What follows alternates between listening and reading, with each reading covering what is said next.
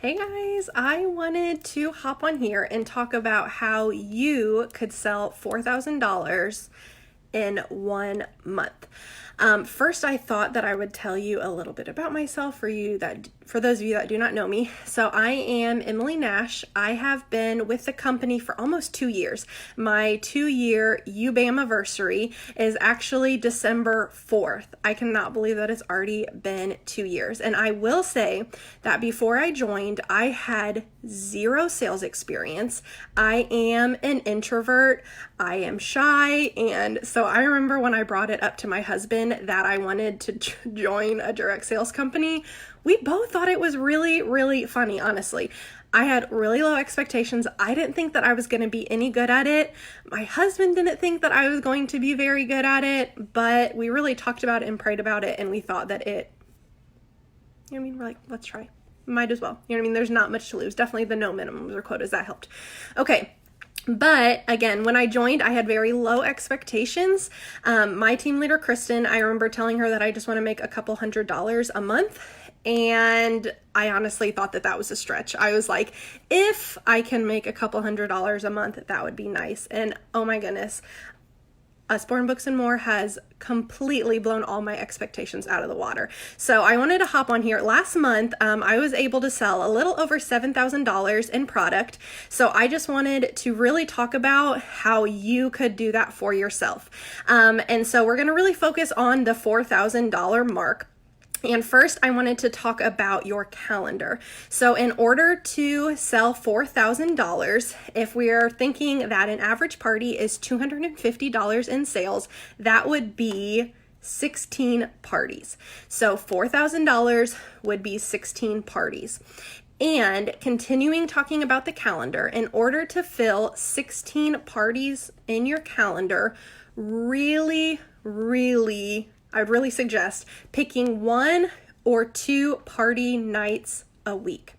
If you are partying Sunday through Thursday, it's different nights every week and it's all over the place, it will get draining. It really will. If you are wanting longevity with this company, you want to create some type of consistency and some type of routine and schedule for yourself. So a couple different options. You could either do 2 party nights a week, so that would be 8 days a month, and you would do 2 each of those nights. Or what I do is I do 1 party night a week, and I do 4 parties on that night. And how you can do that, a couple different ways. You could either do 4 parties at the exact same time. It is possible. Or you can take advantage of the time zones. So maybe you do a few parties at 8 o'clock Central, and then you do a few parties at 8 o'clock Eastern.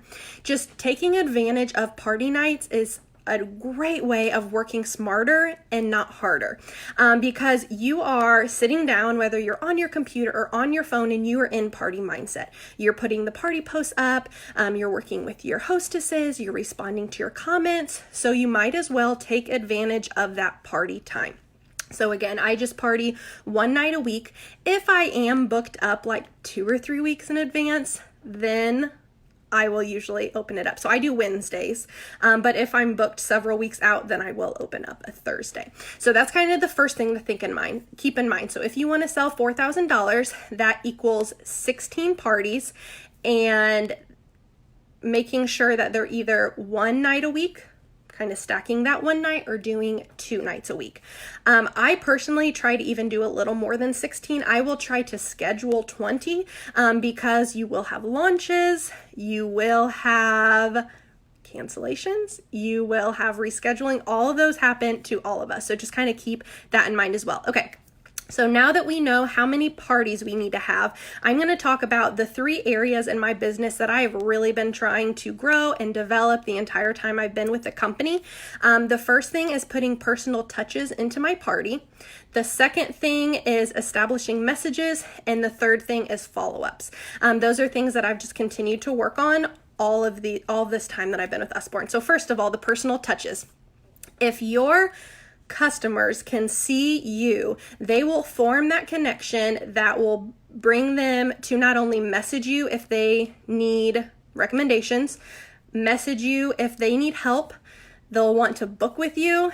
They will want to join your team. So there are several different ways that you can put personal touches in your party. One of the ways is you can just put pictures of yourself. Maybe like the welcome post, just a picture of you smiling next to whatever graphic you use. So something simple like that. Maybe on the join me post, you can hold the book, Can I Join Your Club? Right? So you could hold that one. On the ages and interests, you could put a picture of your kiddos or a picture of yourself with your kiddos. So all of those are ways to put your pictures in your parties. Second thing that you can do is make pre-recorded videos. I remember when I first joined, I would have like a stack of books that it felt like I was always showing and talking about. And I'm like, I keep saying the same things 50 million times. So then I was like, why don't I record these and then just use them? So I have one pre-recorded about our activity books. So I'm showing like the sticker books and the wipe clean cards and, you know what I mean, just all of our activity options, the magic painting books. And I show that the night before the party, and I'm really vague with it. I just say like, I'm super excited for our party tomorrow night. I wanted to tell you how it works. So I kind of explain how there's going to be posts, and then I'm going to go live at the end. And I'm like, while I'm on here, I want to show you some of our awesome activity books. So then I go through and I'm showing them and talking about them. And then that way I can just use that for all my parties. They still see me. It's still my words, me talking about the books, but I'm not doing that like 5-minute video every single time. So that's one thing that I would suggest is doing pre-recorded videos. And then the third thing is obviously going live. I think a lot of times when we think about putting ourselves into parties, we think about going live. That's the first thing, which is good. Live really brings up the participation, which is awesome. Again, they're able to see you. But one thing that I want you to think about is, when can you go live? I think a lot of the times we think about the live party. You can go live maybe right before the party starts. Maybe like you're the first post, hey guys, welcome to the party. I'm so glad you're here. You could do that. Maybe you go live in the middle of the party, where maybe you're showing some of the books, like, hey guys, thank you so much for coming to the party. I wanted to show you some of our awesome books. And then you just kind of go through maybe some baby books, some elementary, some high school. Kind of, that could be the idea. Or what I do is I go live at the very end, and I answer the questions that they asked on the Join Me post. I will remind them if they need recommendations to reach out to me, and then I will show some books. And the books that I show are the customer specials. So let's say, for instance, like a customer special right now is one of the Shine Light books. Even if I don't have that Shine Light book, I'm still going to show them. Ooh, look at this awesome Shine Light book. Isn't it so neat? One of them is a customer special right now.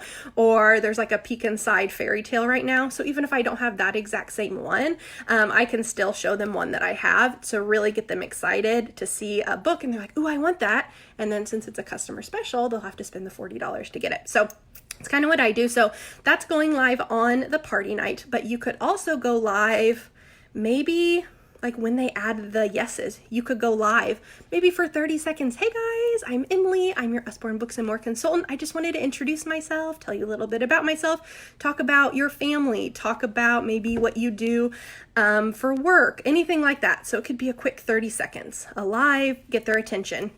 I also like going live when shopping is about to end. So if my party was on Tuesday, so Thursday night, I'll go live and I talk about a few things. I remind them, hey guys, I wanted to remind you that shopping ends tonight at midnight. It's not too late to get your orders in. And then I talk about if their wish list is too big for their budget, that hosting is an awesome option. And then I even talk about joining. So that's kind of when I go live. So really think about, lives are awesome. It's amazing. It brings, Facebook kind of pushes those lives out more. They get to know you, but think you can do live lots of different times. Okay. So that's kind of the first thing that I've really been working on since I've been with Usborne, is really putting myself into the party. Pictures, pre-recorded videos, and lives. Okay, the second thing I want to talk about is establishing messages with party guests.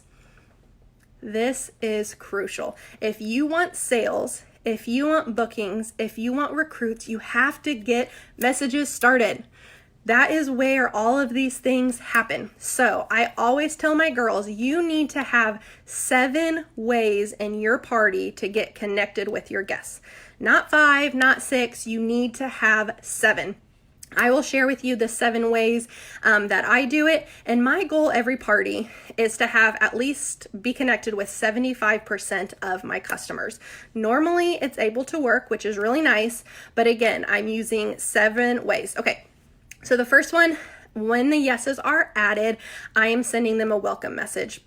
I know a lot of us are doing it. Definitely do it. Keep doing it. Welcome to Ashley's party. You know what I mean? Kind of a little snippet. I can even put in the comments later what I send. Really simple, really straight to the point. But once I send that welcome message, I then go to the welcome post and I tag everybody and let them know that I sent them a message and, you know what I mean, so that they check it. So I'm sending the message and I'm tagging. Okay, so that's the first way that I'm establishing messages. The second way is with that welcome post. I'm using the one that's in the mock party where it says send me a wave to get an activity page. And then the activity page I send them, I just give them the link. There's like an Usborne link that says like / things to do. I think there's like apps on there. There's apps, there's activity sheets, there's several things. So I'm just like, hey, here's the access to the amazing resources. And then I just like send them that link and they're always like, oh yay, this is so exciting, awesome. So that is what I do. And then when I send the welcome message, and I told you that I like tag in that welcome post, I'm also mentioning in the welcome post, like, don't forget to send me a wave on Messenger for a free activity sheet. So I kind of remind them there. So welcome message, welcome post. I also give away a copy of my first reading library. These are the books. They are only, I think, about $1.30 or $1.40 each when you divide it. And they are only 70 cents to send. So I just put them in a 6x9 poly mailer. I get these 70-cent stamps, put it in my mailbox. And what I do is to be entered to win one of those books, all they have to do is message me how they know the hostess. So I will do that post usually like 2 days before the party. And I say, I'm giving away a free book today. All you need to do is message me how you know Ashley and comment done below. Again, I am tagging them on that also. So I'm doing a giveaway and then I'm tagging who wants to be entered to win a free book today. And I'm tagging everybody there. So that's the third thing I'm doing. The fourth thing is the ages and interests. I've kind of switched to where I ask them if they want personal recommendations to message me, the ages and interests of the kiddos in their life, and then comment done below. Excuse me. And then that way when I see done, I know to check my messages and then be working on that with them. That way I'm not creating wish lists and then I go to message them and they never see them. I found that was happening. So this is kind of a way that I've gotten around that. So that is for number 5, the day of the party. A lot of you are doing from the mock event is where you show like a picture of like a bowl of acorns or a bag with books in it, and they have to guess how many are in there. Again, I am doing that post and I am also tagging them. Who wants to win today? And then I tag them. Okay.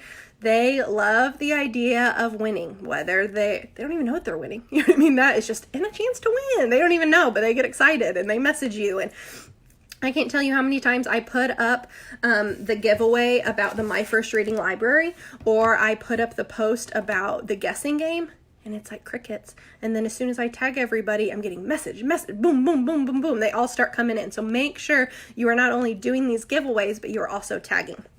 Okay, so I think I'm on 5. Yeah, so that was, the guessing game is number 5. The 6th way that I'm establishing messages is through the roll call. You will see that the number 1 post, roll call, has them being able to earn free shipping by messaging you the word hi. Again, tag them on it.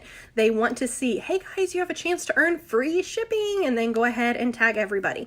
Sometimes I will have the hostess tag on this one, welcoming them to the party and letting them know they can earn the free shipping, and then tagging. And then the last way that I'm establishing messages is on the shopping post at the live party, where it says like message me to get tonight's special, and I let them know that the special ends tonight at midnight, so that they're messaging me to see what that special is. So establishing messages with your party guests is going to be so important, because then afterwards, when you're following up not only for sales, but those excited guests, you want to be able to ask them to host. Those really excited guests, you want to talk to them about recruiting. Guys, you cannot do that if you don't have messages. You're going to be in their little filtered folder away, tucked away where they don't know. We're on messages all the time, so we know where that folder is. I would say probably 80% of people, they have no idea that that's a folder there. They just think, oh, I'm not getting any messages. Okay. So make sure that we are establishing messages. And again, the 7 ways I do is sending a welcome message, the welcome post, my first reading library giveaway, ages and interest, guessing game, the roll call free shipping, and the party special. And make sure you are tagging on them. Don't just do them, also tag. Okay.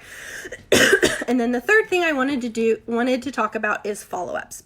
So now that we are connected with them on Messenger, I follow up with every single person the first day after the party, the second day after the party, the extension, and I even do a last call follow-up. And not only am I following up, but I have my hostess follow up as well. And I have her, I actually give her the words. So I'll check in with her the day after the party. So day 1 follow-ups, and I'll just thank her so much for hosting, remind her that we have to get to $100 for any free books to kick in. I'll let her know where she is at. And then, I will then give her wording, can you send this to everybody, those that have participated and haven't? So I have a wording that I send to my hostesses, and it's the messages actually in there that I want them to send. So me and the hostess are following up day 1 after the party. Me and the hostess are following up day 2. And then I do the extension. I let them know if they have anybody that they think is still interested, they can reach out. But I don't give them something for the extension, but I still do follow up. And then even when the extension is over, I do one the party's wrapping up, this is the last call for all orders, and then I'll message everybody that too. Guys, we have to follow up multiple times. It is doing a disservice to our customers if we are not following up, because everybody is so busy. I cannot tell you how many people I have followed up with after the hostess and myself, maybe number 8 or 9, and they're thank you so much. I am so busy, but I love these books. I've gotten several orders that are over $100. They're I always miss these parties, probably because they're not getting followed up with. I love these books, but I keep forgetting these, keep missing these, and then they place this huge order.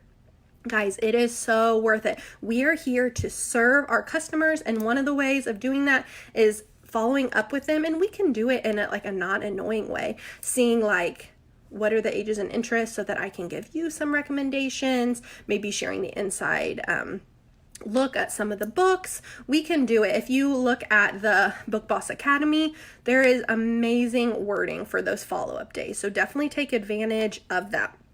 I see we have some questions in. I will answer those. I'll when I hop off, I'll type in my response because some of them are resources you want me to share. So I'll definitely do that. So, and then the last thing I want to talk about with follow-ups is please follow up with everybody. Do not just follow up with those that you have a message with. At any time, someone could find that magic little folder up there, where it keeps all of those messages of people they're not friends with, read it. They could open it in time and be able to place an order. I've had multiple times where they have opened it 4, 6, 9 months later and be oh my gosh, I'm just now seeing this. I would love to host. For instance, if I was asking them to host. So follow up with everybody. You have no idea when they are going to open that message. Okay. So summarize, those of you that are hopping on. So we talked about to have $4,000 in sales, we want to have 16 parties, and we recommend really stacking your party night. So whether that is 2 parties twice a week, or whether that's 4 parties once a week, you can take advantage of the time zones if you would like. And then kind of the 3 things that I've really been working on is putting myself in my party, those personal touches, establishing messages, and doing follow-ups. One thing I really want to talk about too, before I hop off, is really be reflective of your business. I will say that it seems like there's one camp of people that if a party doesn't go well, they really take it personally. I'm an awful book lady. I'm horrible at this job. And then there's another camp on the opposite side that are, my hostess was horrible. Tuesdays must not be good party nights. We must be too close to Halloween where it's everybody else. You want to find yourself somewhere in the middle. So kind of the rule of thumb that I say is if I'm having a flop more than 25% of the time, so if I'm having 4 parties, which I have 4 parties each night, if more than one of them is a flop, I really am thinking, okay, what do I need to work on more? So I kind of go back. So again, I'm not freaking out with every party or with every hostess experience, but I am being realistic. If I am having more flops than normal, then yeah, I'm going to think about it and really reevaluate what I'm doing. I love watching trainings. If you go to back office, you can watch all the convention trainings from the last several years. I listen to them all the time, guys, all the time. When I'm driving in the car, when I'm working, I love them. So if I feel like, ooh, maybe follow-ups I need to work on, I just find everything follow-up related that I can look. Searching this group, if I'm like, ooh, I really need to work on my recruiting skills, I find everything recruiting. There are so many resources out there, so many. Not only, obviously, you have a team leader and an upline, they're awesome to talk to also because they can give you advice, they can point you to the resources as well. One thing that I love about this company, we can all thrive. Guys, it's not like there's only 20 senior director spots, so the top 20 get those, and then there's only 20 director spots. Guys, we could all be senior director if we wanted to. There is not a cap. We can all be successful. We can all thrive, and I love that. And some things that I've really noticed is you want to have a growth mindset. You want to always be getting better. Don't get to the point where okay, I'm not good at lives, I'm just done. You know what I mean? This is as good as it's gonna get. No, get better. I'm just not great at recruiting. I don't know the wording. This is just the best recruiter I am. No, get better, guys. Growth mindset. Always getting better. Always, always, always. The consultant I was 2 months in is not the same consultant I was 6 months in, was not the same consultant I was last year.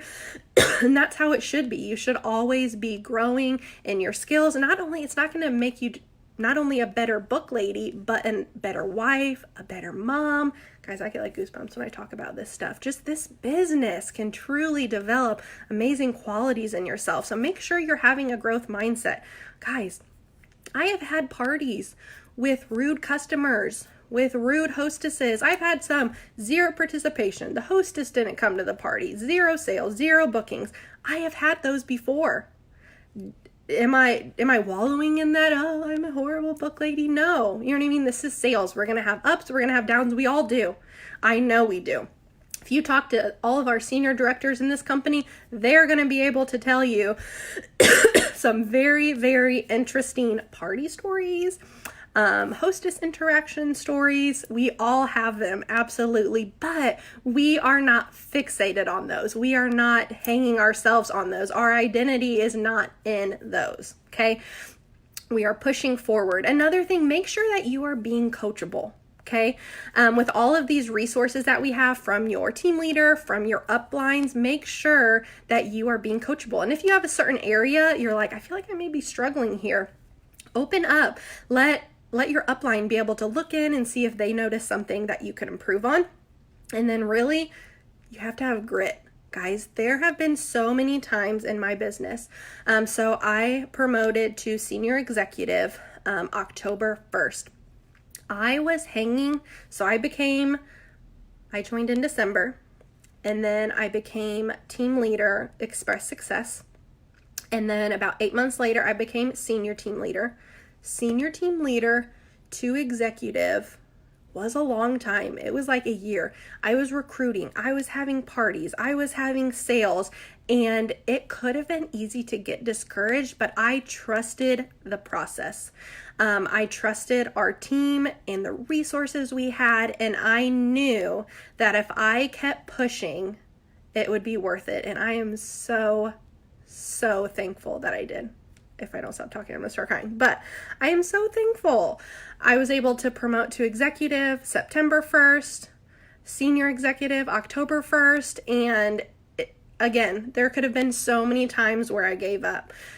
This is too hard. It's not for me, for whatever reason, one thing or another. But you've got to keep pushing. You've got to have grit, and you've got to stay positive. Guys, I'm going to hop off here, and I am so excited to see how many of you amazing people can have a $4,000 month. Thanks, guys.